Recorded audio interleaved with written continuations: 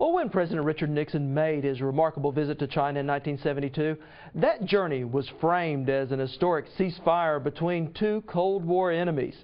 Today, China is no longer an enemy, but not necessarily a friend. A rapidly modernizing country, China offers huge commercial opportunities for American companies and huge competition as well. This week, we begin what will be a series of reports that examine China's rise to a global superpower and what that may mean for the rest of us.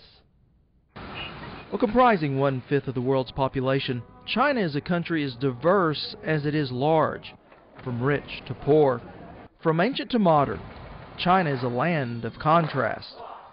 China is both a danger and an opportunity. Futurist Ed Barlow. The danger is they are challenging that sector of our economy, being manufacturing. That was a middle-class income generator for a lot of Americans. On the other side of the ledger, they are a market. I mean, there are 1.3 billion people over there right now, on their way to 1.5. To put that into perspective, consider this. In the United States, we have 9 urban centers with populations of more than 1 million people. But in China, there are 174. All with a rapidly growing middle class. Those who have knowledge, who are learned, who are skilled, who are professional, okay, they have got very good pay. Siobhan Wei works with Oklahoma's Department of Commerce to establish business relationships inside China and says already 40,000 different U.S. companies do business there. There's still a great potential to tap. Because 70% of China's population is in the countryside. Like Zheng Fang, a watermelon farmer, Zheng lives with his little sister and mother in a modest home with dirt floors. While metropolitan China may look much like the West, here things are still quite different. With water.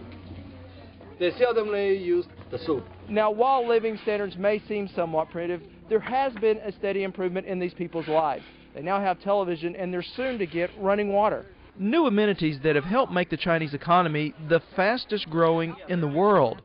And as incomes increase, so has Western tastes, from the food they eat to the clothes they wear. So I see a great potential for foreign investors, for foreign manufacturers to export, to invest in China, to make to take advantage of this great purchasing capability. And many American businesses are now thinking about how they develop product for China. GE is developing products to sell into China. You have a company here in Oklahoma that's making sandals that are sold around the world, including China. Your agricultural community has been doing well in selling agricultural product into China. So it's one of those areas where it's both a challenge and an opportunity.